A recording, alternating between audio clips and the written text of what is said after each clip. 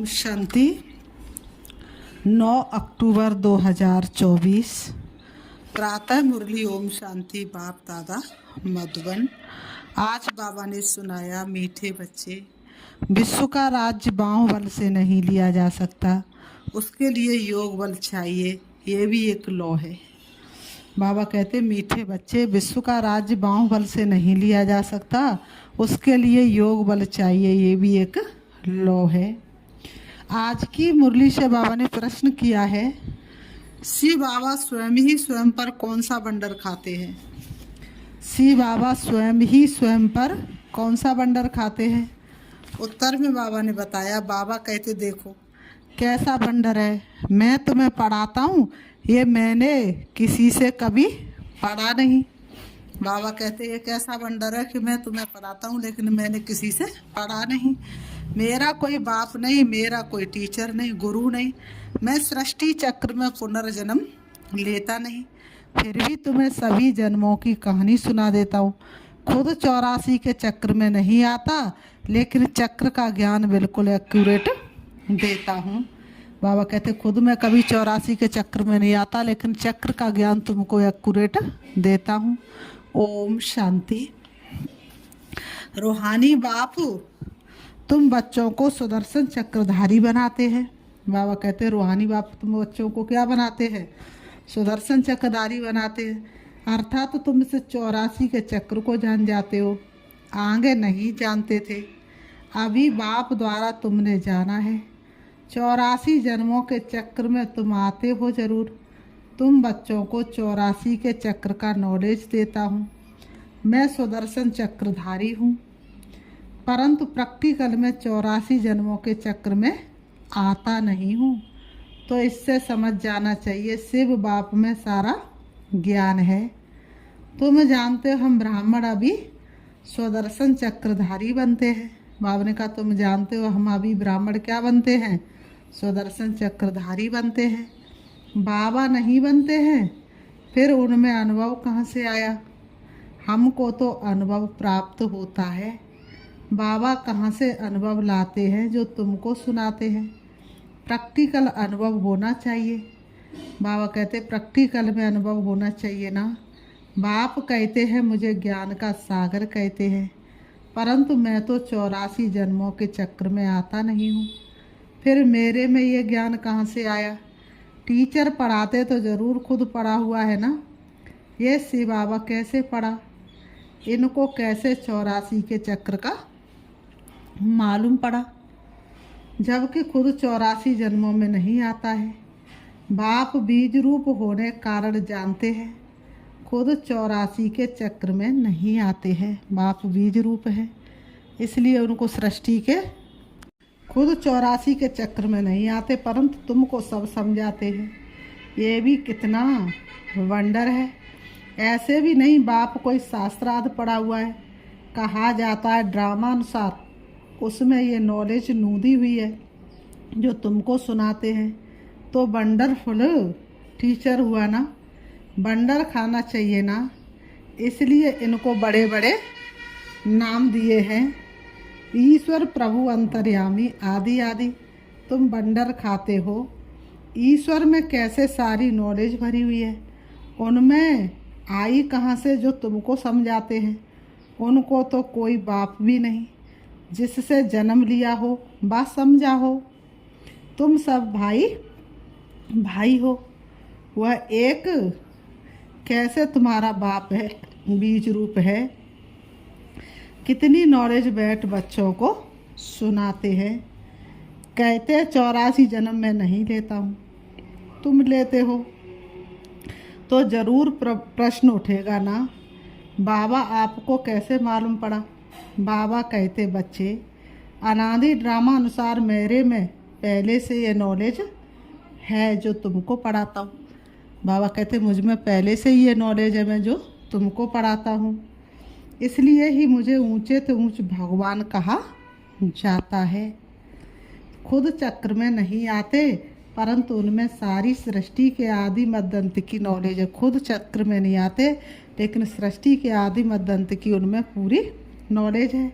तो तुम बच्चों को कितनी खुशी होनी चाहिए। उनको 84 के चक्र की नॉलेज कहाँ से मिली? तुमको तो मिली बाप से। बाप में ओरिजिनली नॉलेज है। उनको कहा ही जाता है नॉलेजफुल। कोई से पढ़ा भी नहीं है तो भी उनको ओरिजिनली मालूम है, इसलिए नॉलेजफुल कहा जाता है। इसलिए बाप को क्या कहा जाता है? नॉलेजफुल। ये बंडर है ना, इसलिए वह ऊंचे से ऊंच पढ़ाई गाई जाती। इसलिए बाबा ने कहा इस पढ़ाई को ऊंचे से ऊंच पढ़ाई कहा जाता है। बच्चों को बंडर लगता है बाप पर। उनको क्यों नॉलेजफुल कहा जाता है? एक तो ये समझने की बात है, दूसरी फिर क्या बात है? ये चित्र तुम दिखाते हो तो कोई पूछेंगे कि ब्रह्मा में भी अपनी आत्मा होगी। बाबा ने कहा जब ये चित्र तुम दिखाते तो लोग कहते ब्रह्मा में भी अपनी आत्मा होगी ना, और ये जो नारायण बनते हैं उनमें भी अपनी आत्मा होगी। तो बाबा कहते हैं तो दो आत्माएं हैं ना, एक ब्रह्मा एक नारायण की, परंतु विचार करेंगे तो ये कोई दो आत्माएं नहीं है। ब्रह्मा सो विष्णु और विष्णु सो ब्रह्मा ही बनते हैं। बाबा ने कहा जब वह स्थापना का कार्य कर रहे होते तो विष्णु के ब्रह्मा कहलाते हैं, और पालना कर रहे तो विष्णु। आत्मा एक ही है। यह एक सैंपल दिखाया जाता है देवता का। ये ब्रह्मा सो विष्णु अर्थात नारायण बनते हैं। इसको कहा जाता है गुहा बात है। बाप बहुत गुहा नॉलेज सुनाते हैं जो और कोई पढ़ा ना सके सिवाय बाप के। ऐसी नॉलेज और तो कोई दे नहीं सकता सिवाय बाप के। तो ब्रह्मा और विष्णु की दो आत्माएं नहीं हैं। बाबा ने कहा ब्रह्मा विष्णु की दो आत्माएं नहीं हैं। ब्रह्मा सो विष्णु और विष्णु सो ब्रह्मा। वैसे ही सरस्वती और लक्ष्मी इन दोनों की दो आत्माएं हैं या एक? आत्मा एक है, शरीर दो है। ये सरस्वती ही फिर लक्ष्मी बनती है, इसलिए एक आत्मा गिनी जाएगी। बाबा ने कहा पढ़ रही है तो सरस्वती, सीख रही है तो सरस्वती, संपूर्ण बन गई तो लक्ष्मी। तो बाबा कहते 84 जन्म एक ही आत्मा लेती है। किस तरह से 84 जन्मों में 84 माँ बाप मिलते हैं, 84 परिवार मिलते हैं। बाबा ने कहा ये बड़ी समझ की बात है। ब्राह्मण सो देवता, देवता सो क्षत्रिय बनते हैं। आत्मा एक शरीर छोड़ दूसरा लेती है। आत्मा एक ही है, एक ये सैंपल दिखाया जाता है कैसे ब्राह्मण सो देवता बनते हैं। हम सो का अर्थ कितना अच्छा है। इनको कहा जाता है गुहा। गुहा बात है। इसमें भी पहले तो ये समझ चाहिए कि हम एक बाप के बच्चे हैं। पहले तो ये एक्यूरेट समझ चाहिए कि हम एक बाप के बच्चे हैं। सभी आत्माएं असुल परम धाम में रहने वाली हैं। यहाँ पाठ बजाने आई हैं। ये खेल है। बाप तुमको इस खेल का समाचार बैठ सुनाते हैं। बाप तो ओरिजिनली जानते ही है, उनको कोई ने सिखलाया नहीं है। इस 84 के चक्र को वही जानते हैं जो इस समय तुमको सुनाते हैं। फिर तुम भूल जाते हो, फिर उनका शास्त्र कैसे बन सकता है? इस नॉलेज को तो तुम भूल जाते हो सतयुग में जाते ही, फिर इसका शास्त्र कैसे बन सकता है? बाप तो कोई शास्त्र पढ़ा हुआ नहीं है, फिर कैसे आकर नई नई बातें सुनाते हैं? आधा कल्प है भक्ति मार्ग, ये बात भी शास्त्रों में नहीं है। ये शास्त्र भी ड्रामा अनुसार भक्ति मार्ग में बने हैं। तुम्हारी बुद्धि में शुरू से लेकर अंत तक इस ड्रामा की कितनी बड़ी नॉलेज है। उनको जरूर मनुष्य तन का आधार लेना पड़े। शिव बाबा इस ब्रह्मा तन में बैठ इस सृष्टि चक्र की नॉलेज सुनाते हैं। मनुष्यों ने तो गपोड़े लगाकर सृष्टि की आयु क्या कर दी है, कितनी लंबी कर दी है। गिनती भी यथार्थ बताते नहीं, कोई कुछ। तो वास्तव में सृष्टि की आयु इतनी लंबी होती नहीं है। सतयुग से लेकर कलयुग का अंत सिर्फ 5000 वर्ष के अंदर हो जाता है। बाकी लाखों करोड़ों की वर्ष की तो कोई बात ही नहीं। नई दुनिया से फिर पुरानी दुनिया बनती है। नई दुनिया को बाबा ने कहा नई दुनिया को कहा जाता है स्वर्ग, पुरानी दुनिया को कहा जाता है नरक। दुनिया तो एक ही है। नई दुनिया में रहते हैं देवी देवता, वहाँ अपार सुख है, सारी सृष्टि नई होती है। सतयुग त्रेता में सारी सृष्टि कैसी हो जाती है? नई हो जाती है। अभी इनको पुराना कहा जाता है, नाम ही है आयरन एजड वर्ल्ड। जैसे ओल्ड दिल्ली और न्यू दिल्ली कहा जाता है। बाप समझाते हैं, मीठे मीठे बच्चों, न्यू वर्ल्ड में न्यू दिल्ली होगी।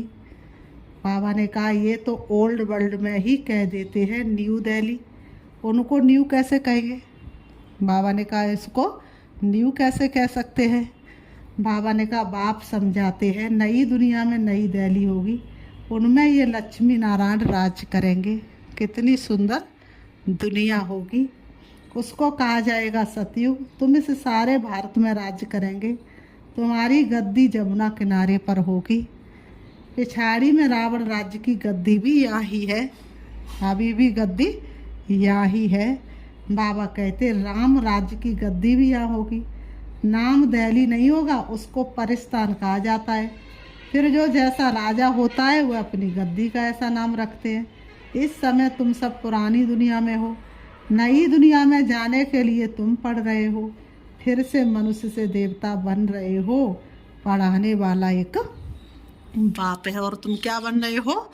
मनुष्य से देवता बन रहे हो। बनाने वाला सृष्टि पर आकर के बना रहा है। पहचानने वाले पहचान लेते हैं और ना पहचानने वाले निगलेक्ट करके चले जाते हैं। तुम जानते ऊंचे तो ऊंचे बाप ने नीचे आकर राजयोग सिखाया है। अभी तुम हो संगम पर, जबकि कलयुगी पुरानी दुनिया खत्म होनी है।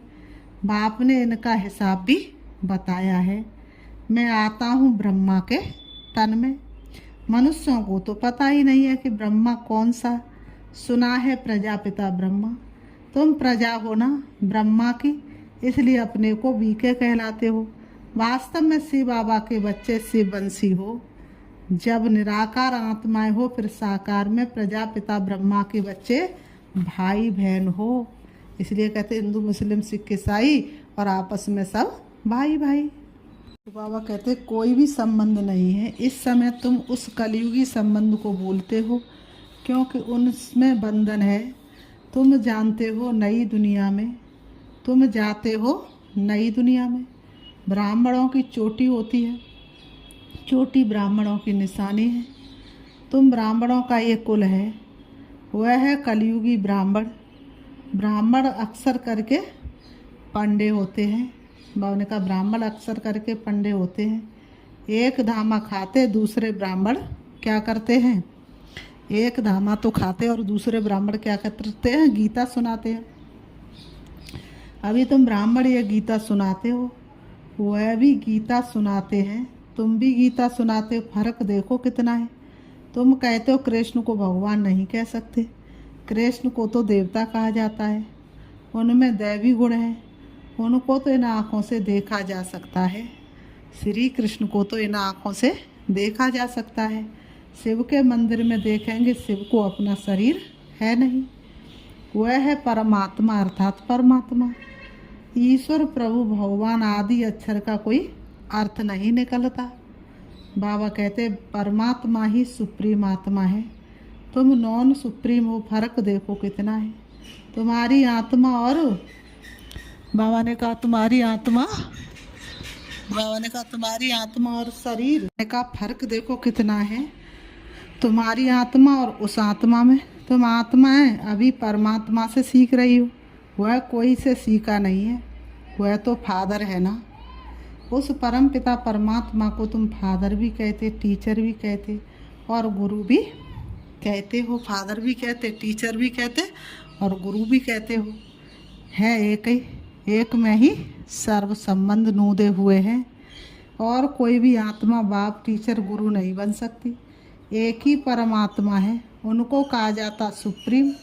हर एक को पहले फादर चाहिए, फिर टीचर चाहिए, पिछाड़ी में चाहिए गुरु। बाप भी कहते मैं तुम्हारा बाप भी बनता हूँ, फिर टीचर भी बनता हूँ और फिर मैं ही तुम्हारा सदगति दाता सदगुरु भी बनता हूँ। इसलिए गाते मेरा सदगुरु बहुत पुराना और मरम काऊ बिरले ने जाना। सदगति देने वाला गुरु है ही एक, बाकी तो गुरु अनेक हैं।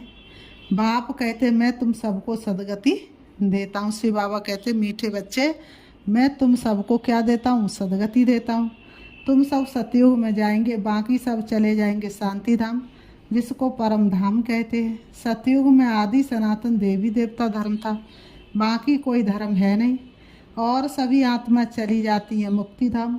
सदगति कहा जाता है सतयुग को। पाठ बजाते बजाते फिर दुर्गति में आ जाते हैं। कलयुग के अंत में दुर्गति होती है। तुम ही सदगति से फिर दुर्गति में आते हो। तुम ही पूरे 84 जन्म लेते हो, यथा राजा रानी तथा प्रजा। जो उस समय होंगे 9 लाख तो पहले आएंगे। बाबा ने कहा 9 लाख तो पहले आएंगे, श्री कृष्ण के साथ आएंगे। 84 जन्म 9 लाख तो लेंगे ना, फिर दूसरे आते रहेंगे। ये हिसाब किया जाता है। जो बाप समझाते हैं सब 84 जन्म नहीं लेते हैं। बाबा ने कहा जो फर्स्ट में आएंगे उन्हीं के तो 84 जन्म होंगे, सब कैसे 84 जन्म ले लेंगे? पहले पहले आने वाले ही 84 जन्म लेते हैं। थोड़ा सतयुग व्यतीत हुआ तो भी एक जन्म कम हो जाएगा। बाबा कहते हैं फिर कम कम लेते आते हैं, मैक्सिमम है 84। ये जो बातें हैं और कोई मनुष्य नहीं जानते, ये जो बातें हैं उनको और कोई मनुष्य नहीं जानते। बाप ही बैठ समझाते हैं। गीता में है मन भगवान वाच। अभी तुम समझ गए हो, आदि सनातन देवी देवता धर्म कोई कृष्ण ने नहीं रचा है, ये तो बाप ही स्थापन करते हैं। कृष्ण की आत्मा ने 84 जन्मों के अंत में ये ज्ञान सुना है। बाबा ने कहा जो पहले नंबर में आया ये बातें समझने की हैं, रोज़ पढ़ना है। तुम स्टूडेंट हो भगवान के। तुम किसके स्टूडेंट हो? भगवान के। बाबा ने कहा भगवान वाच है ना, मैं तुमको राजाओं का राजा बनाता हूँ। राजयोग का राज जो जाने और राजा ही पद पाए, राजाओं का बन जाए राजा, शिव से योग लगाए। ये है पुरानी दुनिया। नई दुनिया माना सतयुग, अभी है कलयुग। बाप आकर कलयुगी पतित से सतयुगी पावन देवता बनाते हैं। इसलिए कलयुगी मनुष्य पुकारते बाबा आकर हमको पावन बनाओ। कलयुगी पतित से सतयुगी पावन बनाओ। फर्क देखो कितना है। कलयुग में है अपार दुख, बच्चा जन्मा सुख हुआ, कल मर गया दुखी हो जाएगा। सारी आयु कितना दुख होता है, सारी आयु बच्चे को याद करते रहेंगे। ये है ही दुख की दुनिया। अभी बाप सुख की दुनिया स्थापन कर रहे हैं। तुमको स्वर्गवासी देवता बनाते, अभी तुम पुरुषोत्तम संगम युग पर हो। उत्तम तो उत्तम पुरुष व नारी बनते हो। तुम उत्तम से उत्तम पुरुष व नारी बनते हो। तुम आते ही हो ये लक्ष्मी नारायण बनने के लिए। स्टूडेंट टीचर से योग रखते हैं क्योंकि समझते इन द्वारा हम पढ़कर फलाना बनेंगे। यहाँ तुम योग लगाते हो परमपिता परमात्मा शिव से, जो तुम्हें देवता बनाते हैं। कहते मुझे अपने बाप का को याद करो, जिसके तुम शालिग्राम बच्चे हो। अपने को आत्मा समझ बाप को याद करो, वही नॉलेजफुल है। बाप तुम्हें सच्ची गीता सुनाते परंतु खुद पढ़ा हुआ नहीं है। कहते मैं किसका बच्चा नहीं, कोई से पढ़ा हुआ नहीं हूँ, मेरा कोई गुरु नहीं है। मैं फिर तुम बच्चों का बाप टीचर गुरु हूँ। उनको कहा जाता परमात्मा। ये सारे सृष्टि के आदि मध्य अंत को जानते हैं। जब तक वह ना सुनावे तब तक तुम आदि मध्य अंत को समझ ना सको। इस चक्र को जानने से तुम चक्रवर्ती राजा बनते हो। तुमको ये बाबा नहीं पढ़ाते, इसमें शिव बाबा प्रवेश कर आत्माओं को पढ़ाते हैं। ये नई बात है ना। ये होते ही संगम पर पुरानी दुनिया ख़त्म हो जाएगी। किसकी दबी रहेगी धूल में और किसकी राजा खाए। बच्चों को कहते बहुतों का कल्याण करने के लिए, फिर से देवता बनाने के लिए पाठशाला म्यूजियम खोलो, जहाँ बहुत आकर सुख का बरसा पाएंगे। अभी रावण राज्य है ना, राम राज्य में था सुख और रावण राज्य में है दुख, क्योंकि सब बेकारी बन गए हैं। वह है ही निर्विकारी दुनिया। बच्चे तो इन लक्ष्मी नारायण आदि को भी है ना, परंतु वहाँ है योग बल। बाप तुमको योग बल सिखलाते हैं। योग बल से तुम विश्व के मालिक बनते हो। बाहुबल से कोई विश्व का मालिक बन ना सके, लॉ नहीं कहता। तुम बच्चे याद के बल से सारे विश्व की बादशाही ले रहे हो। कितनी ऊंची पढ़ाई है। बाप कहते पहले पहले पवित्रता की प्रतिज्ञा करो, पवित्र बनने से ही फिर तुम पवित्र दुनिया के मालिक बनेंगे। फिर बाबा कहते अच्छा, मीठे मीठे सिक्की लते बच्चों प्रति माता पिता बाप दादा का याद प्यार और गुड मॉर्निंग। रूहानी बाप की रूहानी बच्चों को नमस्ते। हम रूहानी बच्चों की रूहानी बाप दादा को याद प्यार और नमस्ते नमस्ते नमस्ते नमस्ते। धारणा के लिए मुख्य सार नंबर 1, कलयुगी संबंध जो कि इस समय बंधन है, उन्हें भूल स्वयं को संगम युगी ब्राह्मण समझना है। सच्ची गीता सुननी और सुनानी है। कलयुगी संबंध जो कि इस समय बंधन है, उन्हें भूल स्वयं को संगम युगी ब्राह्मण समझना है। सच्ची गीता सुननी और सुनानी। नंबर 2, पुरानी दुनिया खत्म होनी, इसलिए अपना सब कुछ सफल करना है। बहुतों के कल्याण के लिए, मनुष्यों को देवता बनाने के लिए ये पाठशाला व म्यूजियम खोलने हैं। आज की मुरली से बाबा ने वरदान दिया है, बाप की आज्ञा समझ मोहब्बत से हर बात को सहन करने वाले सहनशील भव।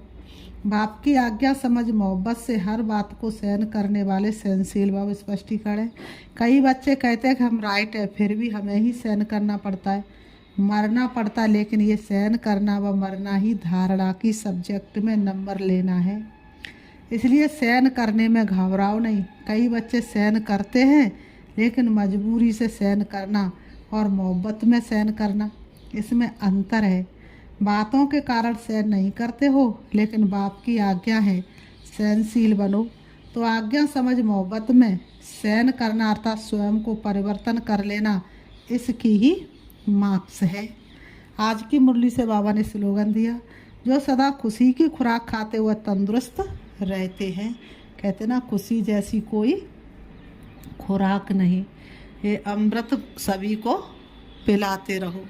अभी 2 लाइन खुशी के गीत की सुनते हैं और बाबा को याद करते हैं।